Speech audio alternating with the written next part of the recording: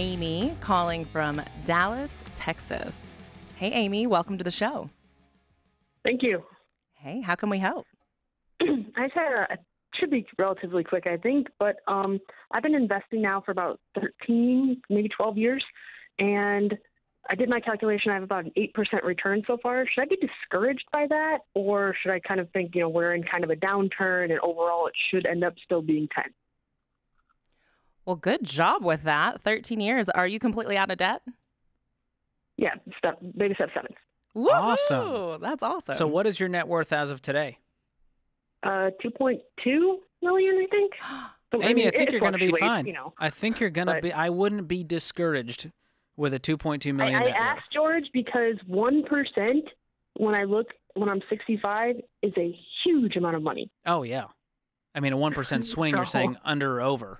If you get 9% instead of 8%, it changes the numbers drastically. Yeah, by like $15 million. And so you're worried, am I going to have enough? Is that really the heart of the question? That's not really the question. Really, the question is, because Dave says numerous times I should average 10 to 12.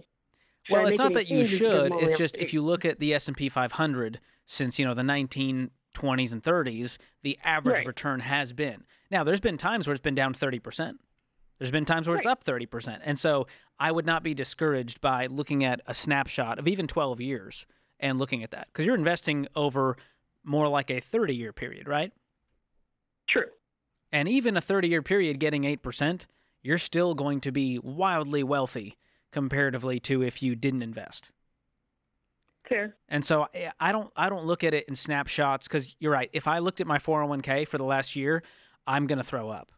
When you see negative 16%, negative 18%, it hurts your heart when you're like, I'm dumping money into this and the number is going down. It's going the opposite way, right?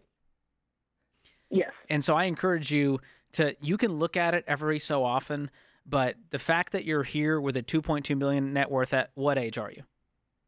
33. At 33 years old is mind-boggling. My husband's 32, yes. How did you guys get there? Because most people are going, is Amy crazy? Because she's saying should she be discouraged? And here she is with $2 million at 33 years old. I mean, I'd like to say I did the baby steps, and I really did. It's but okay in if fairness, you didn't. I was never in baby step 2. I never had any debt. Okay, Great. So you just avoided debt completely. And so, what age did you start investing? As soon as I got out of college, 2011. Okay, and that was 12 years ago. And beyond that, has anything else changed? Did you get an inheritance? No.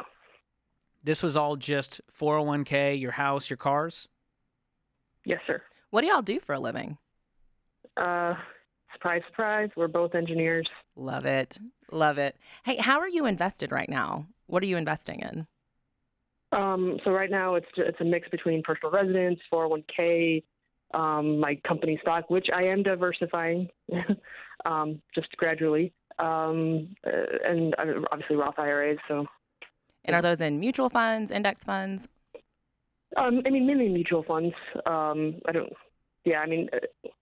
ETFs sometimes, but not for. I mean, it's still I do 10%, track record over 10 years and all those things. Do you have an advisor, a financial advisor? I do. Okay. I do. That's why I'm like wondering. It's always my fault, right? I'm not going to blame him, but I'd like, should I make any changes? Well, I mean, it wouldn't hurt to get a second opinion. We've got great smart investors. If you want to sit down with them, you can find them on the Ramsey Solutions website. But it is nice to sit down just to double check to make sure that they're investing your money well. Have you thought about getting a second opinion? Yes, and obviously I'm always learning, right? So I'm always and it's as we said, it's him advising me, and I make the final decision. So it's always my choice of what I am investing in. And obviously, I don't ever invest in anything that I don't actually understand. Mm-hmm. So that's why I'm. Well, if you want some encouragement, just look at history. You can go look at charts of the S&P 500 over the last decades of years, and I'm looking at it right now, and I'm seeing, okay, actually, out of the last 12 years, we were only down 2 years. And here's what you're looking at. 2022, we were down 18%, which is skewing your average number, isn't it? Exactly. And I'm an engineer, so it's And so 20 okay. years from now, we're going to have way more up years than down years if you just look at it historically, and that's going to change that average number. So I wouldn't focus on that average number and lose sleep over that specific number because it's not really an accurate representation. What we're trying to tell people is over the course of time, your entire career, your money is going to grow at a significantly higher rate than if you don't invest or you invest in something super volatile. Gosh, this is such a great question, though. Way to go, Amy. That's amazing. I love just the level of ownership you have over it and the fact that you're continuing to ask questions. Anybody at 32 who has $2.2 million is just incredible. Those would be the people going, I'm a little discouraged by my 8% return. I'm like, that's the kind of nerdery that will lead you to wealth and keep it. Way to go, Amy. Awesome.